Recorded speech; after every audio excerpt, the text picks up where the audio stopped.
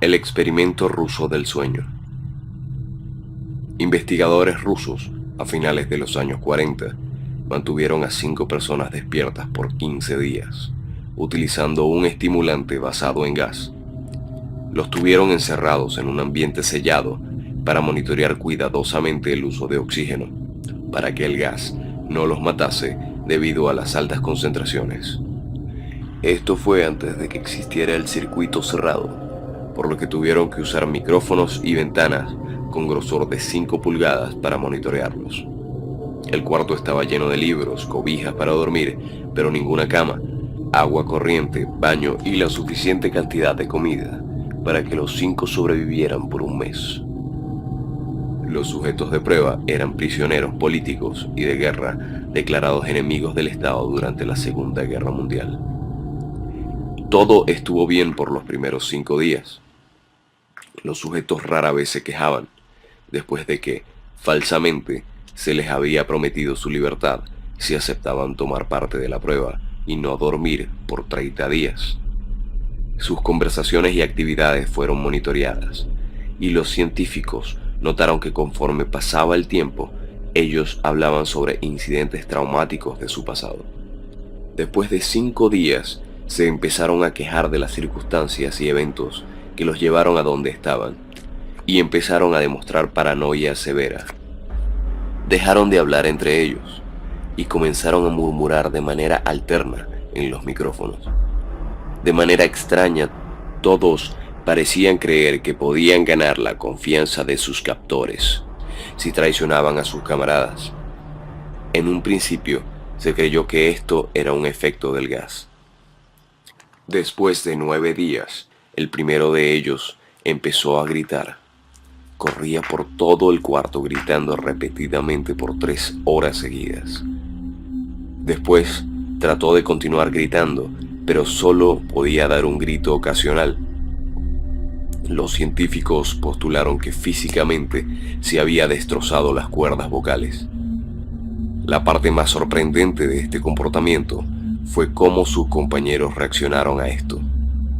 O mejor dicho, cómo no reaccionaron. Continuaban murmurando en los micrófonos hasta que el segundo de los prisioneros comenzó a gritar. 2 de los prisioneros que no gritaban tomaron los libros y los llenaron página tras página de sus propias heces y de manera calmada los pusieron sobre las ventanas del cuarto. Los gritos cesaron de repente, al igual que los murmullos en los micrófonos. Pasaron otros 3 días. Los investigadores chequeaban los micrófonos constantemente para asegurarse de que trabajaban, porque creían que era imposible no escuchar sonidos con 5 personas dentro. El consumo de oxígeno indicaba que los 5 debían seguir vivos. De hecho, el consumo de oxígeno era el necesario para 5 personas que hacían ejercicio extenuante. En la mañana del 14º día, los investigadores hicieron algo que no debían hacer. Para llamar la atención de los prisioneros, utilizaron el intercom dentro del cuarto, esperando provocar respuestas de los prisioneros, pues temían que estuviesen muertos o en estado vegetal. Anunciaron: abriremos el cuarto para probar los micrófonos.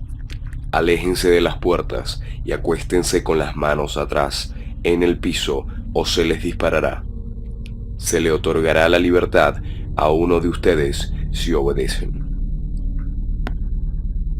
Para su sorpresa, escucharon solo una frase con voz calmada: no queremos ser liberados. Hubo gran debate entre los investigadores y fuerzas militares que financiaban el proyecto. Sin poder provocar más respuestas utilizando el intercom, finalmente se decidió abrir el cuarto a la medianoche del día número 15. Se limpió el gas del cuarto y se llenó de aire fresco. Inmediatamente, voces de los micrófonos empezaron a objetar. 3 voces diferentes rogaban por la vida de sus seres queridos, que encendieran el gas nuevamente. Se abrió el cuarto para sacar a los prisioneros. Gritaron más fuerte que nunca, al igual que los soldados cuando vieron lo que había adentro. 4 de los sujetos seguían vivos. Las raciones de los pasados 5 días no habían sido tocadas. Había pedazos de carne de las costillas y de las pantorrillas del sujeto muerto colocados dentro del drenaje del centro del cuarto, bloqueándolo y permitiendo que 4 pulgadas de agua se acumulara en el piso. Los 4 sobrevivientes también tenían pedazos de piel y carne arrancada de sus cuerpos. La destrucción de tejidos y la exposición de huesos en la punta de sus dedos indicaba que las heridas fueron infligidas por las manos y no con los dientes, como era de suponerse. Al examinarlos, se descubrió que la mayoría de las heridas fueron autoinfligidas en su mayoría. Los órganos detrás de las costillas fueron removidos, mientras que el corazón, los pulmones y el diafragma seguían en su lugar. La piel y la mayoría de los músculos pegados a las costillas fueron arrancados, exponiendo a los pulmones. El tracto digestivo de los 4 sujetos podía verse trabajar, digiriendo comida. Rápidamente se hizo aparente que estaban digiriendo su propia carne y que ellos la arrancaron y se la comieron en el transcurso de los días. La mayoría de los soldados eran fuerzas especiales rusas en las instalaciones, pero aún así, muchos se negaron a regresar al cuarto para sacar a los prisioneros. Estos, sin embargo, insistían a gritos que los dejaran adentro y de manera alterna rogaron y demandaron que se encendiera el gas nuevamente para evitar quedarse dormidos. Para sorpresa de todos, los sujetos pusieron una resistencia feroz durante la extracción. Un soldado ruso falleció cuando un sujeto le mordió el cuello. Otro fue gravemente herido cuando otro de los prisioneros le mordió la arteria femoral y los testículos. Otros 5 soldados perdieron la vida, si cuentas a aquellos que se quitaron la vida en las semanas consecuentes al incidente.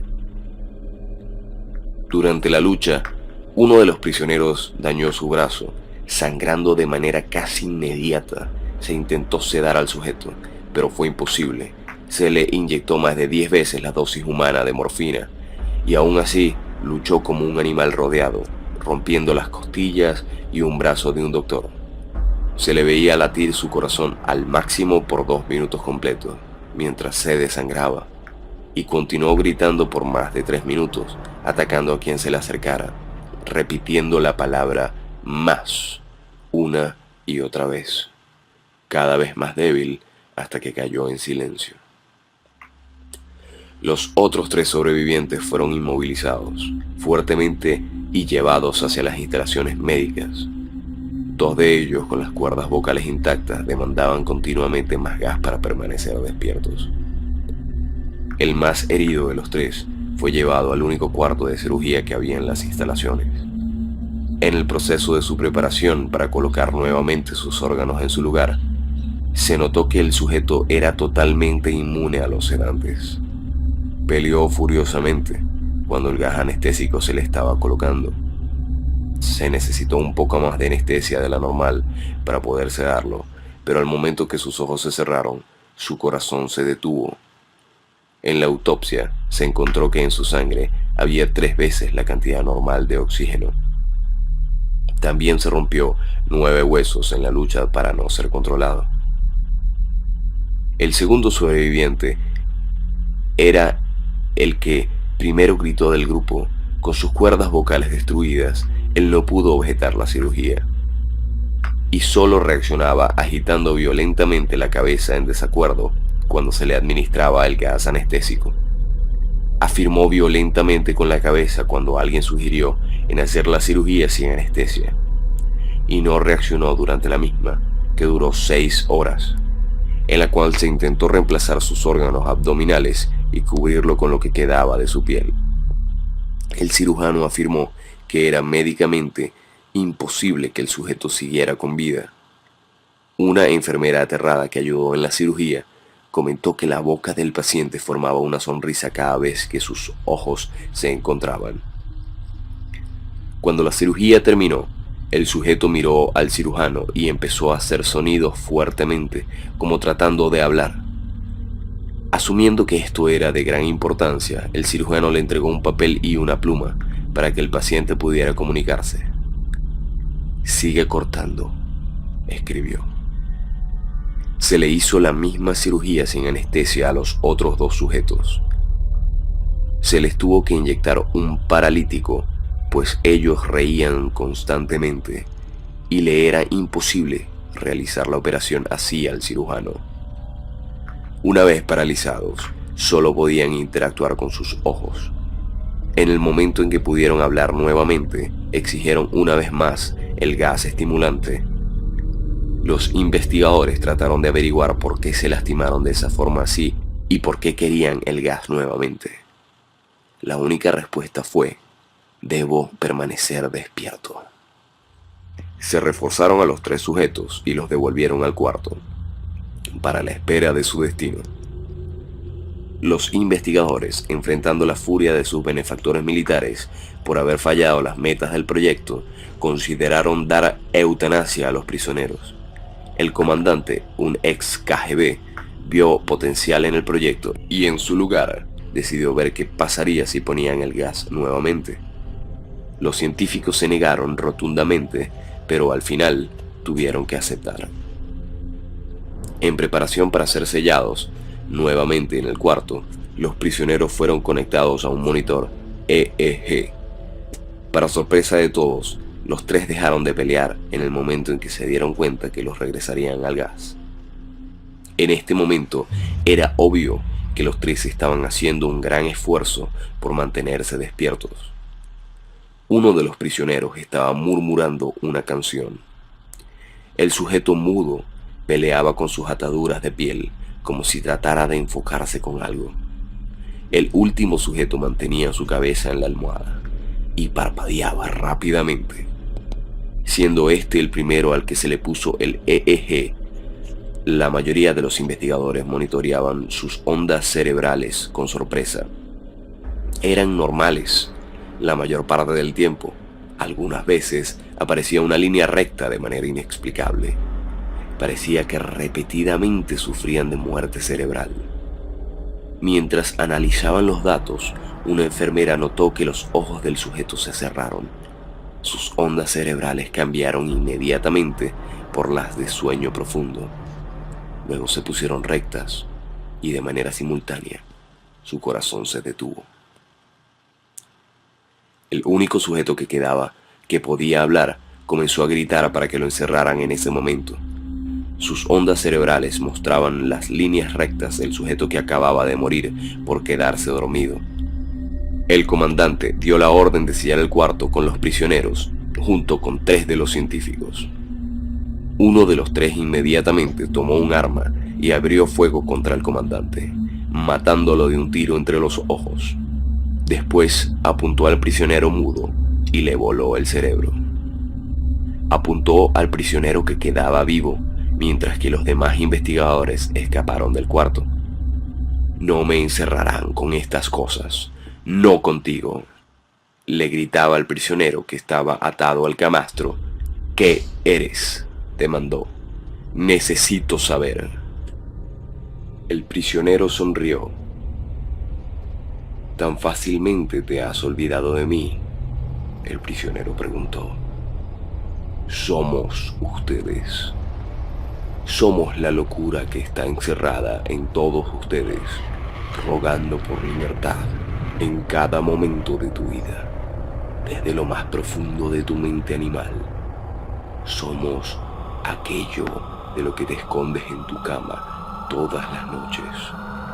Somos lo que duermes y silencias y paralizas cuando te vas a tu cielo nocturno, donde no te podemos alcanzar». El investigador hizo una pausa, apuntó al corazón del prisionero y disparó. El EEG mostró una línea recta mientras el sujeto débilmente murmuró: